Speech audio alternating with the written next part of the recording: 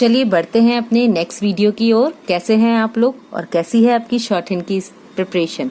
इस वीडियो में जो कि एक लिंक वीडियो है, ऑलरेडी इसका स्मार्ट आउटलाइन का वीडियो मैं आपके लिए एक्सप्लेन कर चुकी हूँ। अब जो वीडियो मैं बना रही हूँ, इस वीडियो में मैं आपको पूरी डिक्टेशन विद आउटलाइन एक्सप्लेन करूंगी और आफ्टर दैट मैं आपको इसकी डिक्टेशंस प्रोवाइड कराऊंगी। तो ये लिंक वीडियोस होते हैं जो स्टेप बाय स्टेप आप देखेंगे तो आपके लिए बहुत ज़्यादा बेनिफिट होगा, आपकी स्पीड को बढ़ाने के लिए और आपकी शॉर्ट हैंड के कॉन्फिडेंस को इंक्रीज करने के लिए। तो चलिए देखते हैं उन स्मार्ट आउटलाइन के बिहाफ पर हमारी ये पूरी डिक्टेशन किस तरह से अपना रोल प्ले कर रही है और किस तरह से हम इसको पूरा बना पा रहे हैं। ये पूरी की पूरी डिक्टेशन मैं आपको 40, 60, 80, 70, 80, 90 एंड 100 वर्ड्स पर मिनट की डिक्टेशन की स्पीड से डिक्टेट भी करती हूँ। अगर आपको इससे एडवांस स्पीड चाहिए तो प्लीज आप कमेंट बॉक्स में जरूर मेंशन कीजिए कि आपके लिए इस समय कौन सी स्पीड चाहिए और कौन सी स्पीड के वीडियो आपके लिए ज्यादा बेनिफिटेड है। तो अभी चलिए हम शुरू करते हैं अपनी डिक्टेशन की एक्सप्लेनेशन। तो देखिए हाइपरसोनिक, तो हाइपरसोनिक तकनीकी विकसित करने के लिए, हमारा है करने की, तो लिए वाला ये नहीं लगेगा, बस ये इतना ही डिफाइन हो जाएगा। करने की दिशा में भारत की कामयाबी स्वागत योग्य है। पूर्ण विराम। हमारा देश इस तकनीकी के विषय में, अब देखिए शहरों के नाम, इवन राज्यों के, देशों के नाम आ गए हैं, तो हम मार्क लगाना जरूर डिफाइन करेंगे कि हम ध्यान से लगाएं, कॉमा रूस, कॉमा और चीन के बाद चौथा देश हो गया है। पूर्ण विराम। कोई भी शब्द अगर आपको समझ में नहीं आता है तो प्लीज आप कमेंट बॉक्स में लिखिएगा, ठीक है। चलिए देखते हैं। भारत सोमवार को उड़ीसा, मैं उड़ीसा ऐसे ही बनाती हूँ, मुझे ऐसे ही पढ़ने में आता है। मैंने स्मार्ट आउटलाइन में इसका सेकंड ऑप्शन बताया है, प्लीज आप वहां जरूर देखिएगा इसको। उड़ीसा के बालासोर, देखिए बालासोर, चूंकि फर्स्ट प्लेस मात्रा है तो हमने इसको लगाया भी लाइन से ऊपर है, स्थित APJ अब्दुल कलाम, ठीक है। यहाँ इतना बड़ा है, यहाँ इतने से में आ गया ये। भाई ये प्रैक्टिस करेंगे तो आपका भी आ जाएगा। वैसे ये तो बहुत ज्यादा टफ नहीं है। अगर हम टफ वर्ड की बात करें तो देखिए हाइपरसोनिक थोड़ा ज्यादा टफ था सर। APJ अब्दुल कलाम का जो नेम था वो हमने जो स्टार्टिंग में APJ सर लिखते थे उसी तरह से लिखा है, फिर अब्दुल कलाम, इस तरह से हमने इसको डिफाइन किया है। अब देखिए परीक्षण, रेंज, तो यहाँ पर रा बनाया और ये बगैर गैपिंग वाला जा, ये इसको ध्यान में दीजिए। हाँ, ये जो हमने यहाँ पर बनाया है विदाउट गैप है, सा का व्रत नहीं बना है, ये इंग की साउंड के लिए हमने बनाया है। से सफलता पूर्वक परीक्षण कर सका है, तो यह भारतीय वैज्ञानिकों को विशेष बधाई देने का भी अवसर है। पूर्ण विराम। हमारा देश, अभी कंबाइन कर दिया मैंने, ध्वनि की गति से भी 6 गुना ज्यादा तेजी से यान या मिसाइल प्रक्षेपित करने की योग्यता हासिल करने की ओर बढ़ चला है। पूर्ण विराम। ज्यादा फास्ट तो नहीं हो रहा है कि बहुत जल्दी जल्दी बना रही हूँ, एक्चुअली वर्ड्स सारे माइंड में सेट होते हैं तो कब बन जाती है डिक्टेशन पता नहीं चलता, ठीक है। बट अगर आपको लग रहा है तो प्लीज मुझे बताइएगा, तो मैं थोड़ा और स्लो कर दूंगी वर्ड्स को, ठीक है। वर्ड चला है सबसे खास, खा में सा का व्रत, बात, भारत, स्वदेशी, ठीक है। स्वदेशी देखिए स्व का बनाया व्रत, देश का होता ही है, इसी को बाहर निकाल दिया। तकनीकी इंजन के दम पर इस मुकाम को हासिल करने जा रहा है, बड़ा कर दिया इसको, पूर्ण विराम। अब यहाँ पर देखिए शब्द आया हमारा रक्षा अनुसंधान, तो हमने कैसे लिखा इसको, देखिए रक्षा अनुसंधान विकास संगठन, ठीक है। पूरा आ गया, फिर से देखिए यहीं पर बता दे रही हूं मैं, रक्षा अनुसंधान विकास संगठन, विकास में ही संगठन को हम ऐड कर देंगे, तब इस पूरे शब्द को बनाएंगे हम, ठीक है। तो इस तरह से हमने इसको बनाया। इसके बाद देखिए DRDO अगर कहीं भी आता है तो आप इसको ऐसे ही लिखोगे, इसको शॉर्ट हैंड में मत लिखिएगा, बहुत लंबा बनेगा, आप कुछ शॉर्ट नहीं कर सकते हो इसमें। First thing, second thing is that पढ़ने में प्रॉब्लम आएगी, तो ऐसा वर्ड हम क्यों बनाएं जो हमें फ्यूचर में प्रॉब्लम करे। आप इसको ऐसे ही लिखें और ऐसे ही पढ़ें।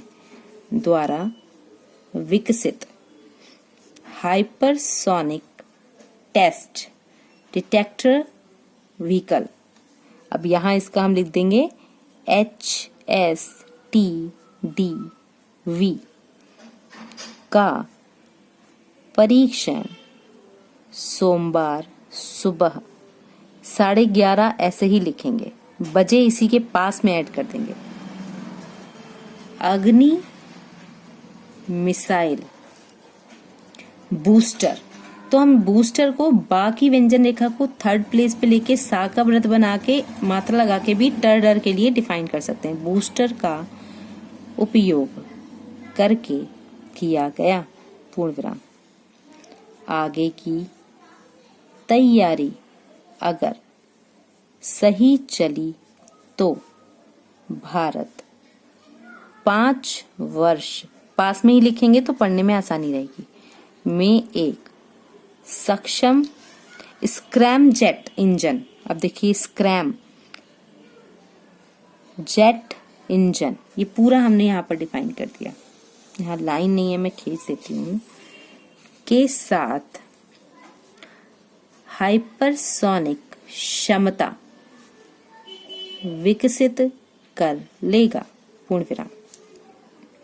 भारत की अंतरिक्ष और विमानन शक्ति बहुत बढ़ जाएगी, पूर्ण विराम।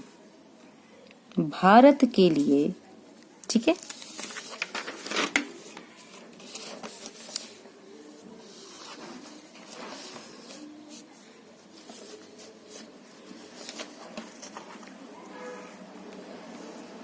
प्रति सेकंड, तो देखिए प्रति का बनाया प्रत्येक प्रति, और वहीं पर सेकंड को छोटा कर दिया। 2 किलोमीटर से भी अधिक की रफ्तार के लिए इसको इस के चाप को ना उल्टा बना देंगे, तो फ के लिए आता है, रफ्तार हासिल करना संभव होगा, पूर्ण विराम। यह परीक्षण गति, तापमान, प्रदर्शन के हर पैमाने पर आशा के अनुरूप रहा है, पूर्ण विराम। यह हाइपरसोनिक, अब यहीं पर विकल भी आया है तो यहीं पर ऐड कर देंगे विकल, न केवल 2500, इसको चेंज नहीं करेंगे हम, डिग्री सेल्सियस के तापमान को झेलने में सफल रहा है, अत्यधिक तेज रफ्तार भी इसकी राह में बाधा नहीं बन पाई है। खास बात यह है कि इस तकनीकी का प्रयोग मिसाइल के अलावा भी अन्य सकारात्मक कार्यों में हो सकेगा। पूर्ण विराम। अभी जो तकनीकी विकसित हो रही है वह मानव रहित तेज विमान की तकनीकी है, लेकिन भविष्य में मानव के सवारी योग्य हाइपरसोनिक यान इसी में जुड़ता जाएगा का निर्माण भी संभव है। इसके अलावा भारत जिस तकनीकी का विकास कर रहा है वह किफायती है और भविष्य में भारत के लिए सैटेलाइट, इसको छोटा कर देंगे, लॉन्च करने का खर्च भी बहुत कम हो जाएगा। पूर्ण विराम। ठीक है। हाइपरसोनिक व्हीकल में अमेरिका का विकास काबिले तारीफ है। पूर्ण विराम। वैसे इस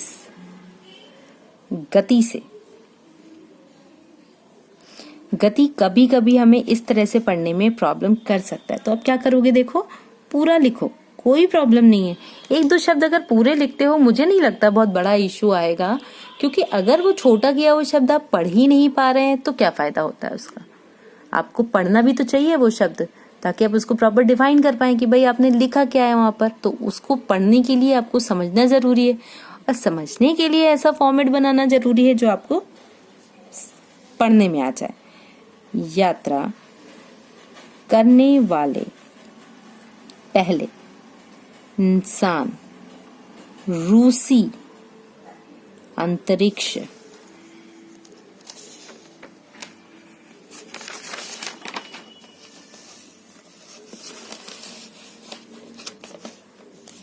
यात्री, अब यात्रा का बनाया था ना, उसी में ये मात्रा निकाल देंगे बाहर। यात्री यूरी गैगरिन, तो हमने लिखा देखिए यूरी गैगरिन थे।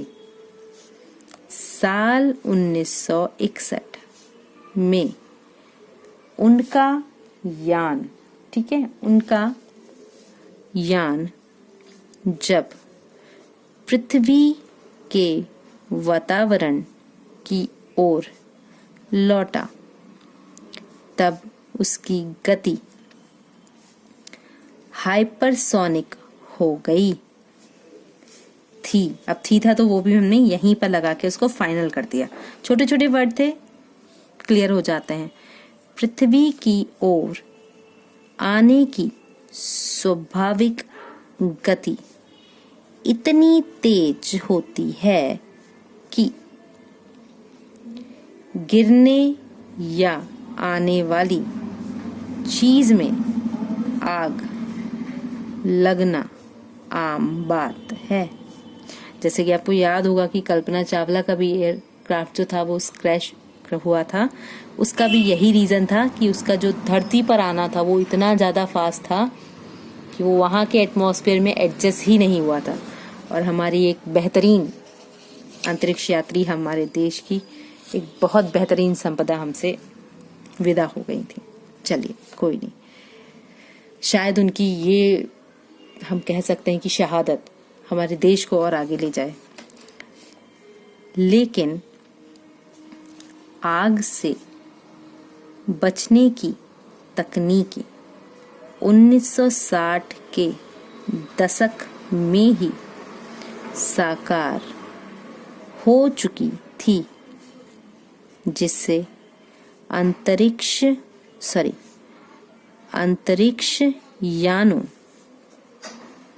कभी भी इस तरह से नहीं काटेंगे जैसे मैंने काटा, ठीक है। आप क्या करेंगे, अगर कोई वर्ड गलत होता है तो छोटा सा क्रॉस डाल के आगे बढ़ जाइए, क्योंकि इतना टाइम हमारे पास नहीं होता है। It's just an explaining for that कि इतना टाइम नहीं होता है कि हम उसको 3-4 बार या ऐसे ऐसे खिचड़ी पकाएं वहां पर, ठीक है।